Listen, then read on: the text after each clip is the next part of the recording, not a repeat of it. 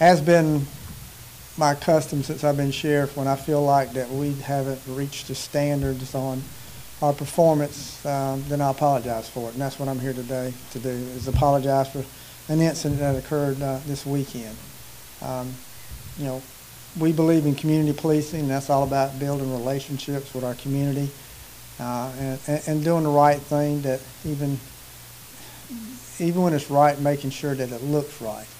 And we just didn't meet that standard this Saturday night at the USC Tennessee game. So I'm here apologizing to those who were there, who witnessed what happened, those who've heard about it. You know, I'm sorry that it happened. We're addressing it and evaluating what happened and making sure that it doesn't happen again. There was an organization, USC Bar, had rented a lot at 1215 Rosewood Drive for homecoming tailgating. We were called to that lot. Our response was not what I think is the standards that we should do. Really doesn't matter why we were called there. It was the fact that how we responded. We have a mounted patrol that we've used for over 10 years at USC football games. Mounted patrol officer responded. The horse is very intimidating. His actions on the horse were very intimidating. We're reevaluating, continuing to use mounted patrol at games, and just how we do stuff when it comes to mounted patrol. And again, we're evaluating this response, and I just want to apologize to those who were present. You know, it was homecoming. A lot of people there celebrating, having a good time. I was actually at the football game also. I'm a USC alumni. And I don't feel like our response meets our standards. Again, community policing is very important to us. That's what we've built our reputation on. And that's building a very positive relationship with our community. And when we don't do that, then I'll take the blame for it. You know, I wasn't present at the scene, but these deputies work for me. They represent the sheriff's department, and the buck stops with me. So that's why I think it's important that I stand here today and say that I apologize, that it didn't meet our standards, and that I'm going to do everything that I can to make this a very, very hard learning experience for everybody that was involved, so that we don't have anything like this happen again, and that we move forward in a very positive manner. Questions? Can you clarify for people who may not be aware, such as myself, what about the response was inadequate or inappropriate? The mounted patrol, just the appearance of the mounted patrol and what the officer did that was on the horse. It didn't look good. It just didn't look good. And again, that's not who we are. We're better than that. And I don't feel like the officer did anything intentionally. I don't think what he did was directed to any one person, and there was nobody arrested, there was nobody injured. It just didn't look good. And you know, we have to make sure that things look good. Not only are they right, but they got to look right.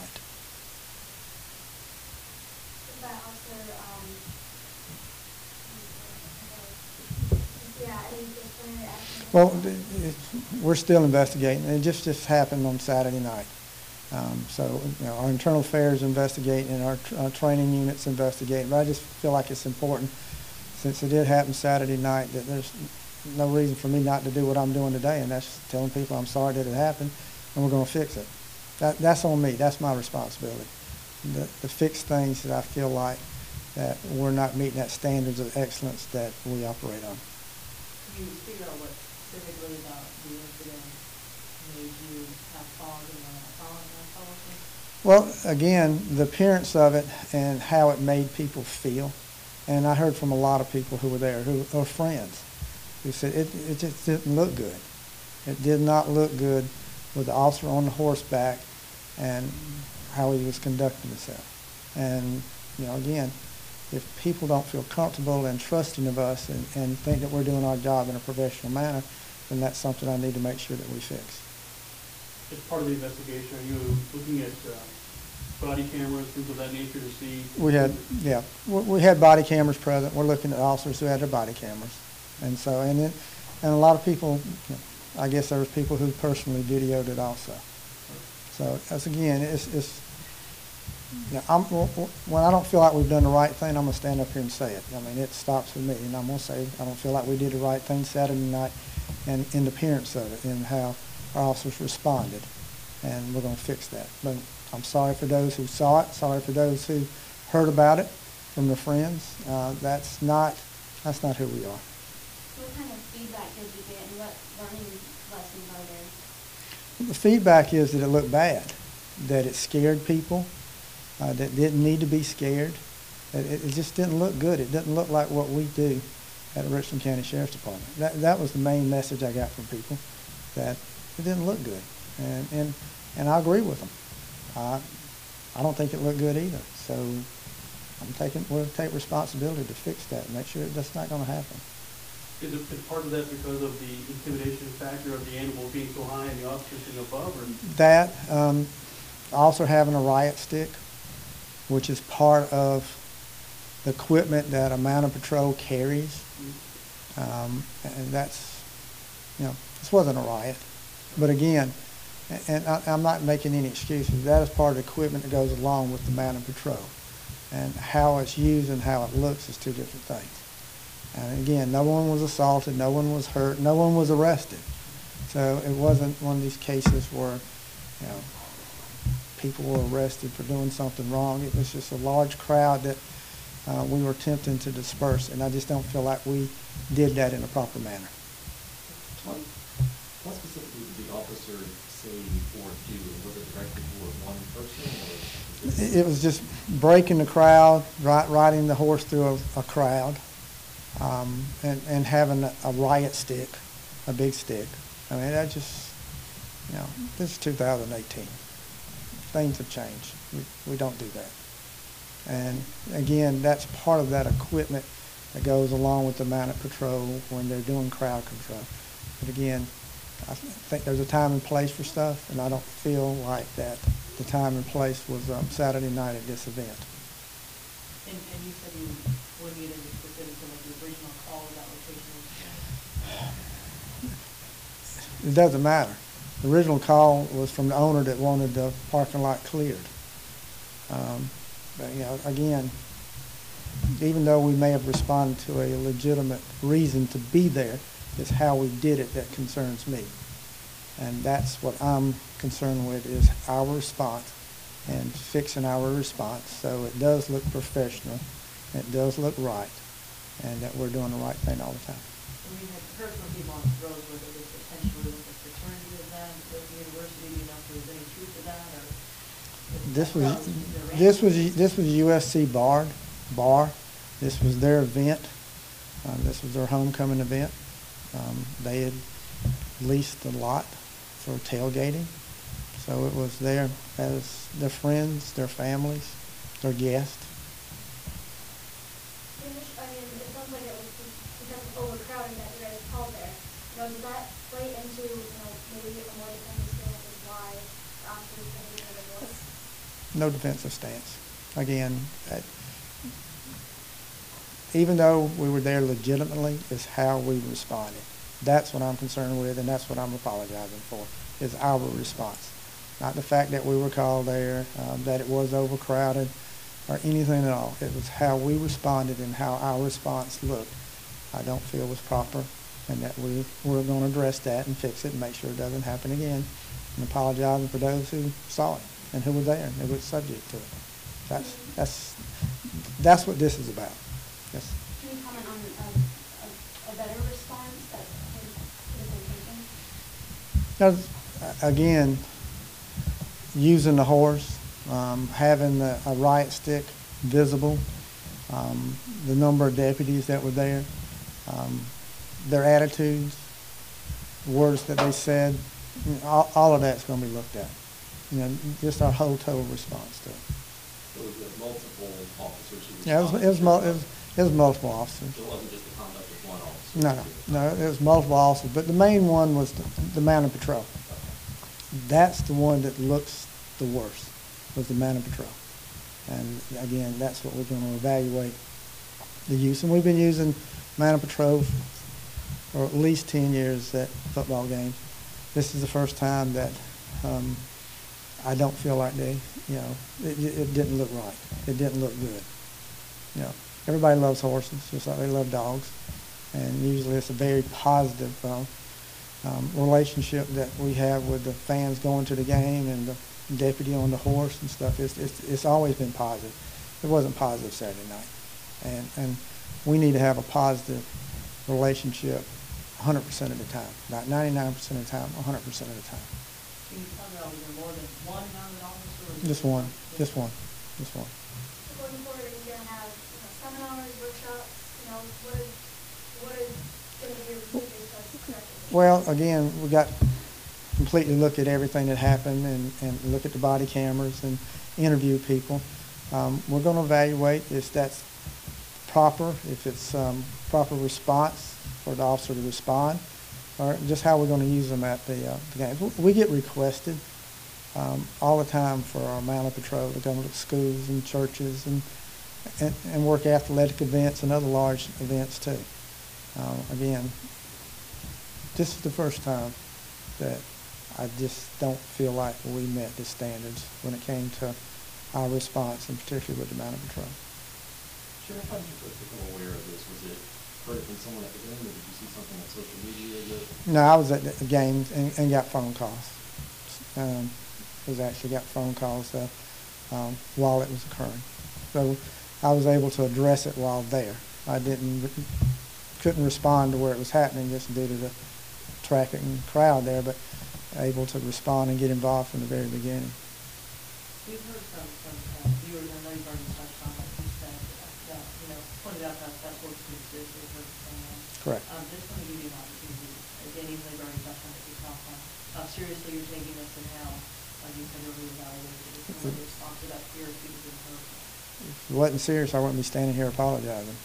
So yeah, again, horses can be very effective in crowd control, but again, this is a very big animal, and you got a lot of people, and the potential's there for somebody being stepped on. There's a lot of things that could happen.